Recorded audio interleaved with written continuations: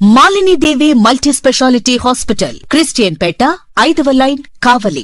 Doctor Guttipati Malinidevi, MBBS, MS, OBGY, కాన్పులు మరియు గర్భకోశ వ్యాధి నిపుణులు. మాలినీదేవి మల్టీ స్పెషాలిటీ హాస్పిటల్ నందు అందించు వైద్య సేవలు: సాధారణ కాన్పులు, సిజేరియన్లు, లాప్రోస్కోపిక్ ద్వారా గర్భసంచికి సంబంధించిన ఆపరేషన్లు, ట్యూబెక్టమీ, పిల్లలు లేకుండా operation, high risk pregnancy, ectopic pregnancy మరియు గర్భసంచి నీటి బుడగలు, గర్భసంచి జారిన ఆపరేషన్లు, రొమ్ముగడ్డలకు చికిత్స, నెలసరి ఇబ్బందులకు చికిత్స, మెనోపాజ్ సమస్యలకు చికిత్స చేయబడును. స్త్రీలకు సంబంధించిన అన్ని సమస్యలకు చికిత్స చేయబడును. పిల్లలు లేని వారికి ప్రత్యేక చికిత్స కలదు. ముఖ్య గమనిక: మా హాస్పిటల్ నందు కాన్పోయిన తరువాత తల్లి బిడ్డను ఉచితంగా మా వాహనంలో క్షేమంగా ఇంటికి చేర్చబడును.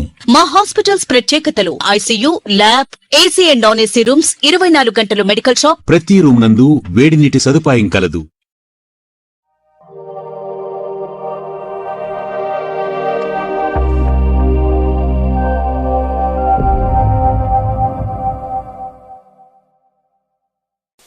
Welcome to CMD news. నా పేరు కామాక్షి.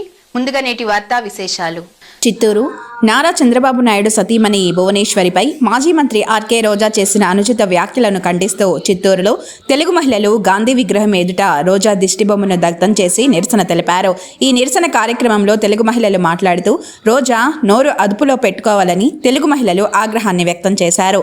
సమాజం సిగ్గుపడే విధంగా మహిళల పట్ల అనుచితంగా ప్రవర్తిస్తున్నారని, తీరు మార్చుకోవాలని హెచ్చరించారు.